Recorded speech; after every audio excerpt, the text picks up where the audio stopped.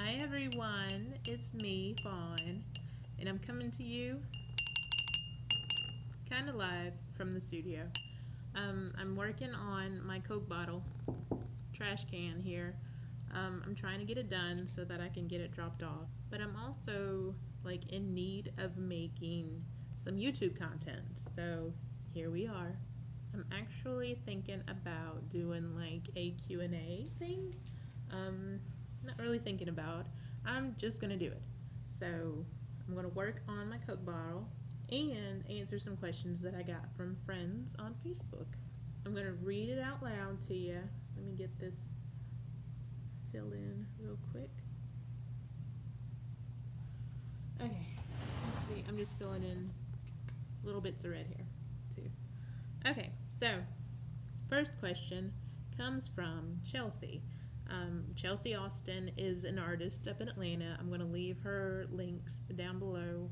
Amazing artist, and I know her from working chalk festivals. Ugh, I got an email. So she asked me, when did I first open my studio? And let me give you, hopefully a condensed history of my studio. So I live in Thomaston. Rent around here is pretty inexpensive, and thank goodness, because that means that I don't have to work from home. This way I can get out, work on my projects here, leave it here, and not have to think about it, clogging up my living space, and I could just make a mess here and just leave it. So it's perfect. So I've had a storefront studio since, since 2012. I had to do the math real quick in my head. Well, I had the grand opening on my 30th birthday, and that was 6 years ago. I got a small space that was behind the arts council that I was working at the time. And then from there, I ended up fixing it up a lot and then moving next door to another space in that huge building, and then ended up fixing that up. But I decided that I wanted to expand. I wanted to do more classes for kids and the paint parties that I do, and I couldn't do that without heat and air, so that became a problem. And so I found another space and started working from there. My brother and I, on I want to say my 33rd birthday, we were picking up old linoleum tiles and throwing them out the back door in the dumpster. So a bit of renovation happened there, and then next thing I know, I have to move, and so I moved next door. A lot of just hopping around the square. So I moved next door to where I am now, and I'm happy as a clam, if clams are happy. I've been here in this space for about a year and some months. I think that answered when did I first open the studio. Yeah, there we go. I could have just said 6 years ago. So Chelsea, she also asked what is my favorite medium, and also, let me scroll down a bit, Lauren asked what is my favorite medium to work with. Depends on the day or the month or the year. I'm really into acrylic paint right now, but that's because I've just been painting a lot. Let's see. I think Chelsea also asked, what haven't I tried but want to? So I really, really, really want to get into pottery. I want to throw pots and make pinch pots and all that stuff. I really want to. But I know that once I get into it, I'm going to have to buy the kiln and the clay and the glazes and all this stuff, because I get obsessed with stuff and I have to buy all the things. I have friends who are potters, and hopefully one day soon I can go and throw some pots one day, but I don't know. I don't want to kickstart that part of my brain where I'm just obsessed with it, so I'm not going to do it. But I really want to. Let's just answer another one from Chelsea. What's up, girl? She asked, what prompt list are you following for Inktober? Not following anything that has been published online. I'm going to do more like my own thing, which I want to do like a video for Inktober later on, just kind of explaining what I want to do. I have an idea in mind. I have everything kind of planned out. I have my supplies, and yeah, I just want to get started. It's still mid-September, so hopefully I'm still this hype, October 1st. So we'll see. My friend Elizabeth, she said, what first inspired me to paint suns? And she's talking about stuff like this. You can see a lot of those on my Etsy page, on my Facebook page. This was also going to be like another video all on its own. There's really no deep dark secret. I'm mostly inspired by folk art, and that's where that came from. There's probably a longer story, but I'll tell you later, I guess, is the answer. Stay tuned. That's really a non-answer, isn't it? Here's an easy one. Another Elizabeth. She says, what inspires me? And I think I kind of said that before, where I'm inspired by folk art. I'm inspired by travel. I'm really into like vintage tattoo flash. I'm really into folk art, like American folk art as well as Mexican folk art. Like the movie Coco was just, that's what my mind looks like all the time. I'm inspired by the North Georgia mountains. I'm inspired by the beach. I take it all in. My creative bank account in my head is slap full of good stuff. I have so many good ideas all the time. And I know that one day it'll be empty, but right now it's not.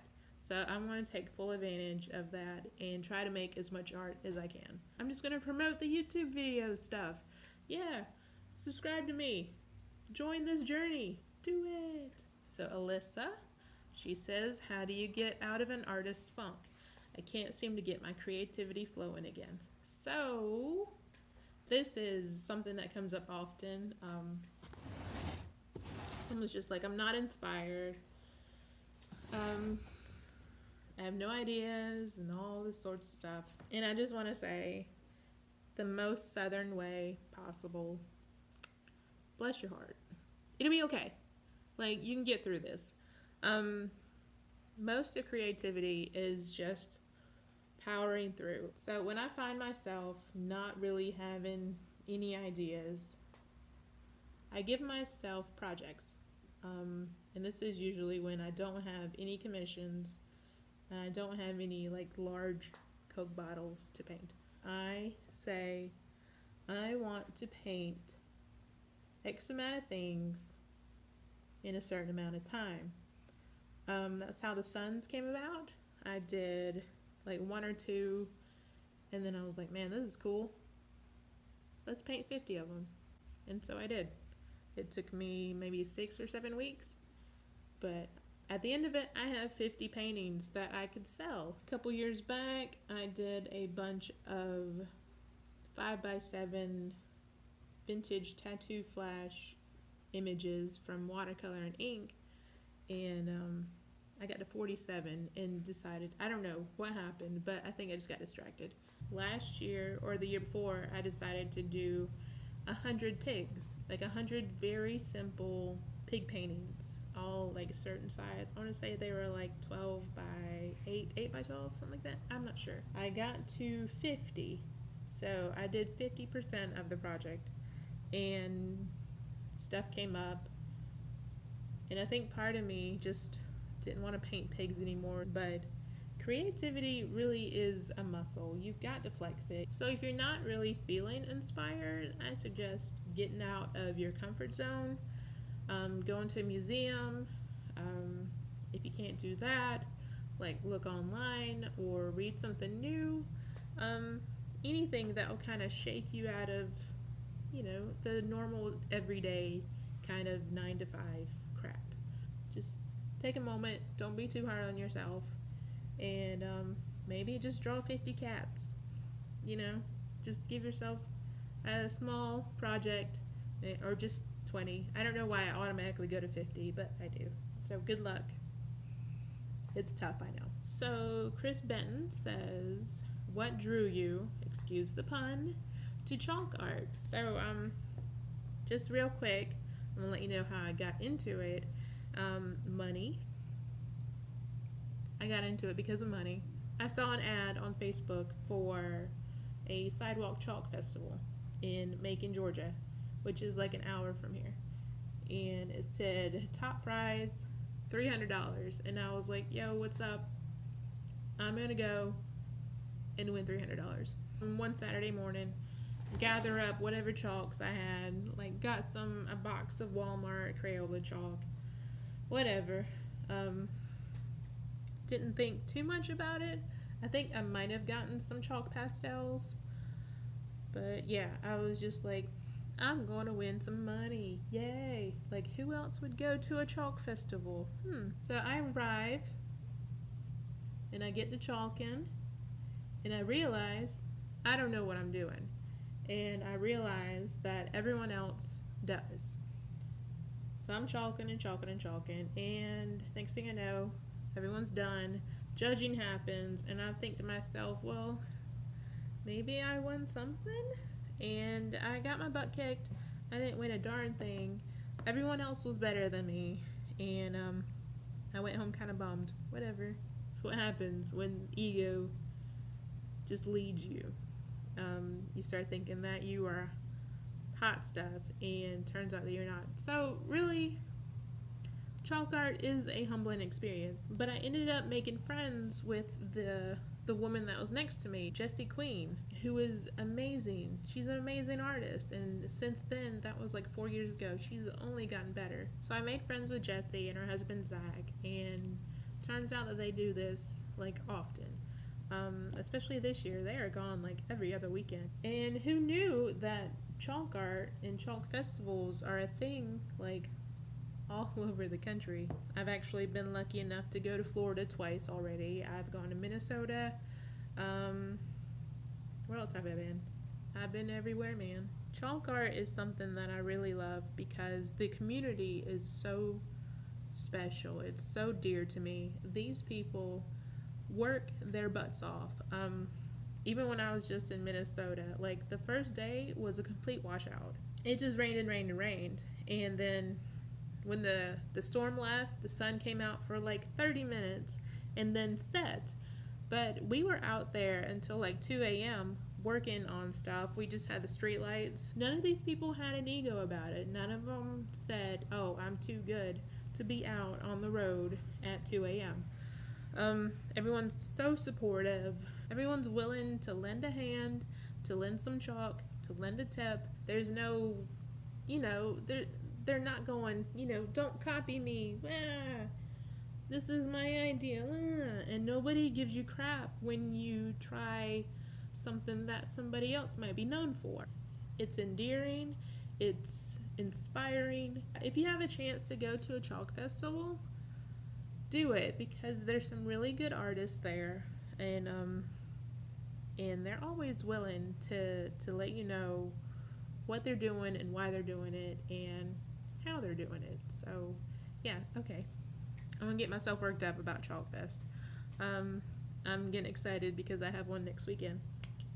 I think I'm gonna end it here because I think that's long enough. I'm gonna get to painting some more, and yeah, I know I have a lot more questions to answer, and hopefully I'll answer them at a later date. Like, subscribe, comment. If you have any questions here on YouTube, you just let me know. Other than that, I will talk to you later, okay? I'm super excited to do this. I think I need a drink of water. This is the most talking I've done in a long time. So I appreciate you guys, and I will see you later.